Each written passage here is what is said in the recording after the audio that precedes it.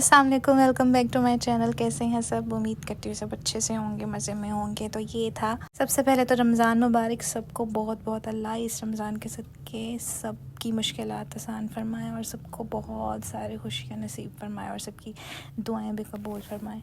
तो आज सेकंड इफ्तारी थी, तो मैंने ये फटाफट से फ्रूट्स कट कर लिए, फ्रूट चाट के लिए, क्योंकि उसको पहले से फ्रिज में रखना था ठंडे होने के लिए।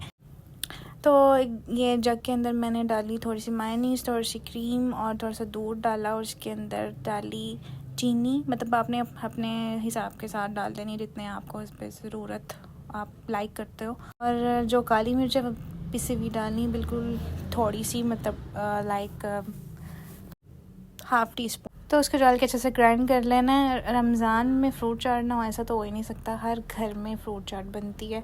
और कोई वो लेमन जूस वाली, सॉरी लेमन कह रही हूँ, ऑरेंज जूस वाली कोई लाइक करता है, और कोई ये क्रीम वाली करता है, कोई दही वाली बनाता है, पता नहीं क्या क्या बनती है। तो मुझे सबसे ज़्यादा बेस्ट है ना ये वाली लगती है। होती तो हाई कैलोरीज़ वाली है, बट अनहेल्दी होती है, बट मज़े की बहुत लगती है। वैसे मेरा मानना ये है कि सारा साल हम अपनी डाइट और अपनी अनहेल्दी हेल्दी इन चीज़ों में उलझे रहते हैं, बट रमज़ान में दिल करता है इस तरह की ही चीज़ें हों, और रवायती चीज़ें, वही पकोड़े समोसे और मुख्तलिफ़ चीज़ वाली चीज़ें, मतलब चीज़ जिसमें ऐड होती है वो वाली चीज़ें बनाते हैं। तो दिल करता है बस वही खाएं। रमज़ान में एक ही मंथ होता है, वही अच्छे से इबादतें करें, नमाज़ें पढ़ें, और साथ साथ ये इन इफ्तारी सहरी का मज़ा लें। तो ये क्रीम रेडी करके ग्राइंड करके तो मैंने इसके अंदर डाल दी थी। ये भी थोड़ी देर बाद थिक हो जाएगी, भी आपको मतलब थोड़ी थिन लग रही है, बट ये थिक हो जाएगी। तो इसके अंदर जो जो आपके पसंद के फ्रूट्स हैं वो डाल के, और इसके अंदर मैंने ऊपर से डाल दिया जाम शीरी। तो ये बहुत ही यम्मी बनी थी चाट। आप तो कमेंट्स में आप लोग भी ज़रूर बताइएगा कि आप लोग इफ्तारी में ज़्यादा क्या लाइक करते हो, और मतलब क्या क्या चीज़ें बनाते हो। और ये जी हमारी चाट बिल्कुल रेडी थी, तो इसको अब मैं रखूँगी फ्रिज में। और फिर उसके बाद मुझे बनाना था आज कोफ्ते अंडे। तो उसके लिए मैंने पैन में अंडे बॉईल करने रख दिए, ताकि टाइम की बचत हो जाए।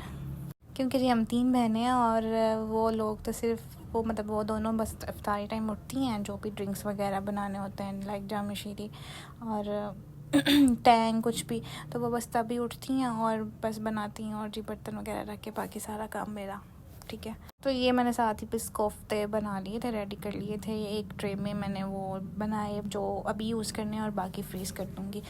तो ये जी मैंने फ्रीज़र में रख दिए क्योंकि कीमा ज़्यादा था, और फिर मैंने सोचा कि इसको फ्रीज़ ही कर देती हूँ, क्योंकि ज़्यादा बन के थे कोफ्ते। और अब मैं इसको फ्राई करूँगी, और मेरे कोफ्तों की शेप्स में मत जाइएगा बिल्कुल भी, मैं प्रोफेशनल नहीं हूँ हाँ, बट हाँ ये यम्मी बहुत बने थे, और सब ने बहुत लाइक किए थे।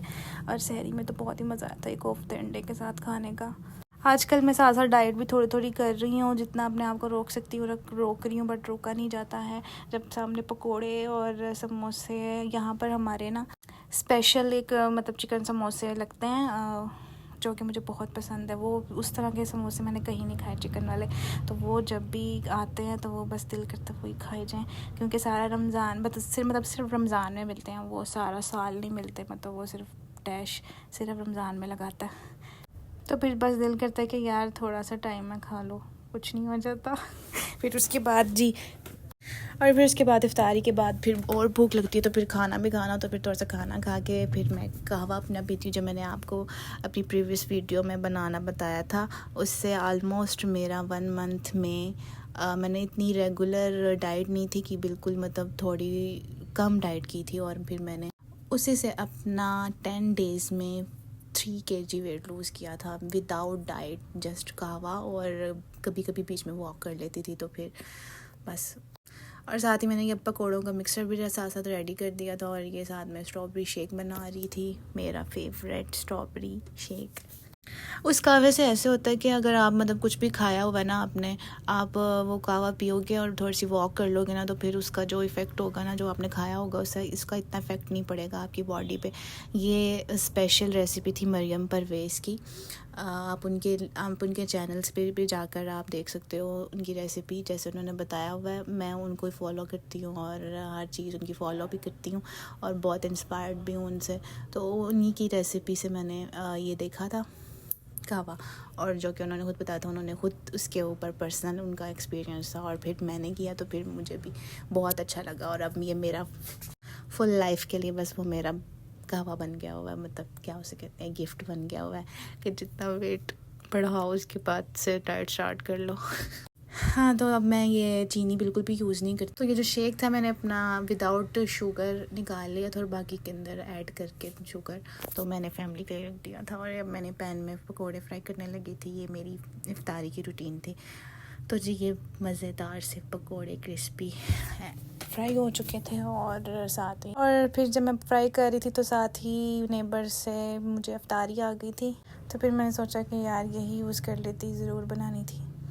फिर साथ ही मेरा मोए हो गया क्योंकि मैं बहुत थक गई थी हर चीज़ बना के, और फिर एकदम से इफ्तारी आ गई तो साथ दही भल्ले भी आ गए थे, फ्रूट चाट, बहुत कुछ माशाल्लाह से हो गया था इफ्तारी में। तो फिर उसके बाद जी ये मैंने अपने लिए कहवा रेडी किया। मतलब मैं कहवा भी बनाना आपको बता देती हूँ, क्योंकि मैंने पिछली वीडियो में आपको कहवा बनाना नहीं बताया था कि किस तरह से यूज़ करते हैं। 1 कप मतलब 1.5 कप आपने पानी लेना एक पैन में, और उसके अंदर आपने 1 टेबल स्पून आपने टेबल स्पून नहीं, टीस्पून आपने वो जो आपने मिक्सचर रेडी किया होगा वो इसके अंदर डाल देना। और फिर 1-2 बॉईल के बाद आपने इसको ऐसे ही स्ट्रेन किए बगैर ही आपने इसको डाल देना कप में। जब ये ठंडा होगा तो सारी चीज़ें जो होंगी ना वो नीचे बैठ जाएंगी, और आपका कहवा रेडी, और आप पिएँ और उसके बाद थोड़ी सी वॉक करें। थैंक यू सो मच, अल्लाह हाफिज़।